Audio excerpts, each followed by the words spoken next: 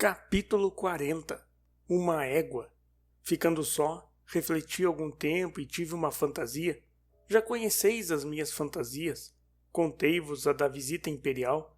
Disse-vos a desta casa do Engenho Novo, reproduzindo a de Mata-Cavalos.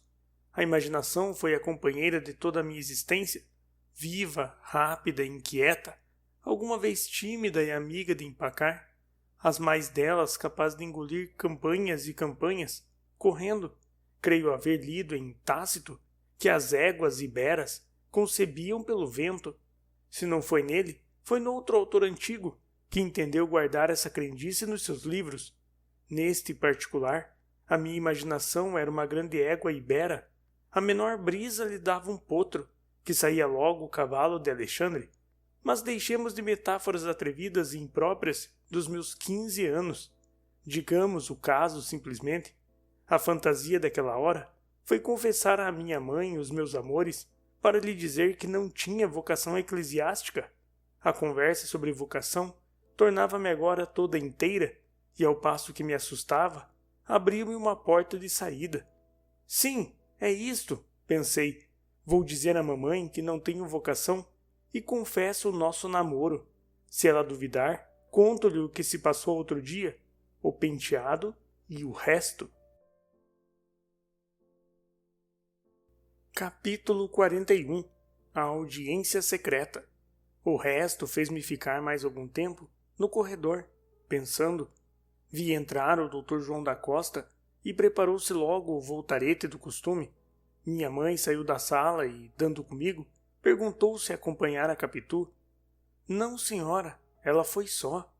E quase investindo para ela, mamãe, eu queria dizer-lhe uma coisa. Que é?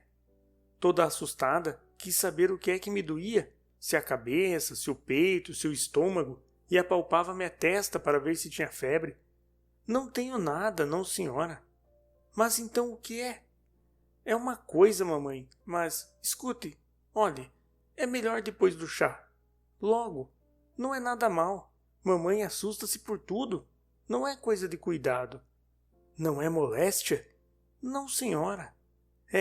Isso é volta de constipação. Disfarças para não tomar suadouro, mas tu estás constipado. Conhece-se pela voz. Tentei rir para mostrar que não tinha nada. Nem por isso permitiu adiar a confidência. Pegou em mim, levou-me ao quarto dela, acendeu vela e ordenou-me que lhe dissesse tudo. Então eu perguntei-lhe, para principiar, quando é que ia para o seminário. Agora só para o ano, depois das férias. Vou para ficar? Como ficar? Não volto para casa? Voltas aos sábados e pelas férias. É melhor, quando te ordenares padre, vens morar comigo. Enxuguei os olhos e o nariz. Ela afagou-me, depois quis repreender-me, mas creio que a voz lhe tremia e pareceu-me que tinha os olhos úmidos. Disse-lhe que também sentia a nossa separação. Negou que fosse separação. Era só alguma ausência por causa dos estudos, só os primeiros dias. Em pouco tempo eu me acostumaria aos companheiros e aos mestres e acabaria gostando de viver com eles. Eu só gosto da mamãe. Não houve cálculo nesta palavra, mas estimei dizê-la por fazer crer que ela era a minha única afeição. Desviava as suspeitas de cima de Capitu. Quantas intenções viciosas há assim que embarcam, a meio caminho, numa frase inocente e pura. Chega a fazer suspeitar que a mentira é, muita vez, tão involuntária como a transpiração.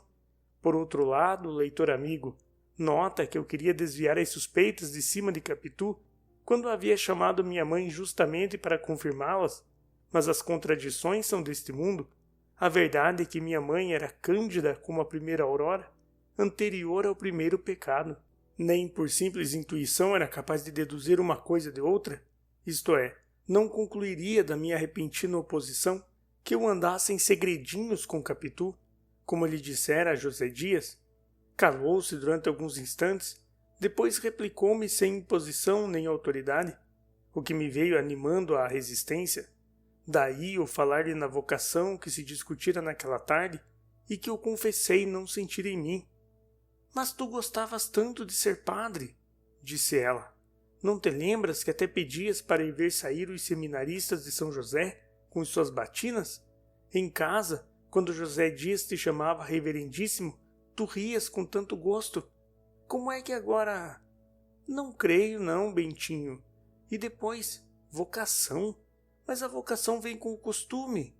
Continuou repetindo as reflexões que ouvira ao meu professor de latim.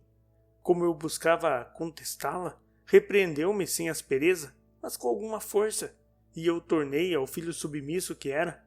Depois, ainda falou gravemente e longamente sobre a promessa que fizera. Não me disse as circunstâncias, nem a ocasião, nem os motivos dela, coisas que só vinha a saber mais tarde. Afirmou o principal, isto é, que a havia de cumprir em pagamento a Deus. Nosso Senhor me acudiu, salvando a tua existência. Não lhe hei de mentir nem faltar, Bentinho. São coisas que não se fazem sem pecado. E Deus, que é grande e poderoso, não me deixaria assim não, Bentinho. Eu sei que seria castigada, e bem castigada. Ser padre é bom e santo. Você conhece muitos, como o padre Cabral, que vive tão feliz com a irmã. Um tio meu também foi padre e escapou de ser bispo, dizem. Deixa de manha, Bentinho. Creio que os olhos que lhe deitei foram tão queixosos que ela emendou logo a palavra. Manha? Não podia ser manha. Sabia muito bem que eu era amigo dela e não seria capaz de fingir um sentimento que não tivesse. Moleza é o que eu queria dizer. Que me deixasse de moleza, que me fizesse homem e obedecesse ao que cumpria, em benefício dela e para bem da minha alma. Todas essas coisas e outras foram ditas um pouco atropeladamente, e a voz não lhe saía clara, mas velada e esganada. Vi que a emoção dela era outra vez grande, mas não recuava dos seus propósitos, e aventurei-me a perguntar-lhe: e se mamãe pedisse a Deus que a dispensasse da promessa? Não peço. Estás tonto, Bentinho. E como havia de saber que Deus me dispensava? Talvez em sonho? Eu sonho às vezes com anjos e santos. Também eu, meu filho. Mas é inútil. Vamos, é tarde. Vamos para a sala. Está entendido. No primeiro ou no segundo mês do ano que vem, irás para o seminário. O que eu quero é que saibas bem os livros que estás estudando. É bonito não só para ti, como para o padre Cabral. No seminário há interesse em conhecer-te, porque o padre Cabral fala de ti com entusiasmo. Caminhou para a porta, saímos ambos. Antes de sair, voltou-se para mim e quase havia saltar-me ao colo e dizer-me que não seria padre. Este era já o seu desejo íntimo, à proporção que se aproximava o tempo. Quisera um modo de pagar a dívida contraída, outra moeda que valesse tanto ou mais, e não achava nenhuma. Capítulo 42. Capitu refletindo. No dia seguinte fui à casa vizinha, logo que pude. Capitu despedia-se de duas amigas que tinham ido visitá-la, Paula e Sancha, companheiras de colégio, aquela de 15, esta de 17 anos, a primeira, filha de um médico, a segunda, de um comerciante de objetos americanos. Estava abatida, trazia um lenço atado na cabeça. A mãe contou-me que fora excesso de leitura na véspera, antes e depois do chá, na sala e na cama, até muito depois da meia-noite, e com lamparina. Se eu acendesse vela, mamãe zangava-se. Já estou boa. E como desatasse o lenço, a mãe disse-lhe timidamente que era melhor atá-lo, mas Capitu respondeu que não era preciso, estava boa. Ficamos sós na sala.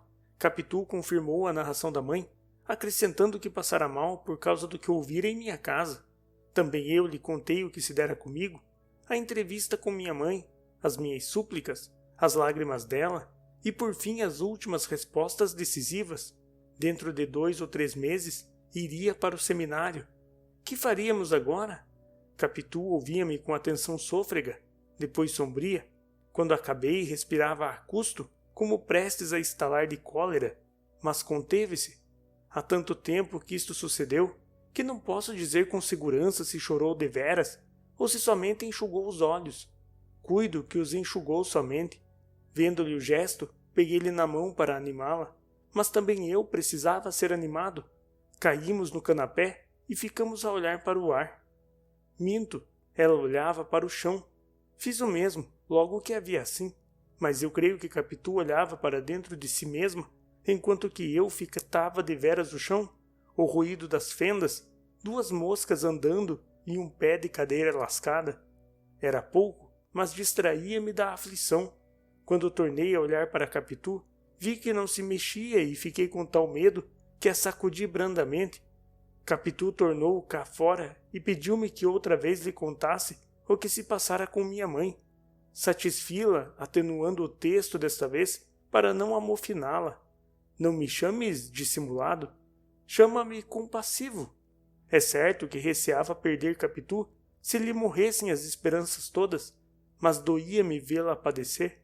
Agora, a verdade última, a verdade das verdades, é que já me arrependia de haver falado da minha mãe antes de qualquer trabalho efetivo por parte de José Dias.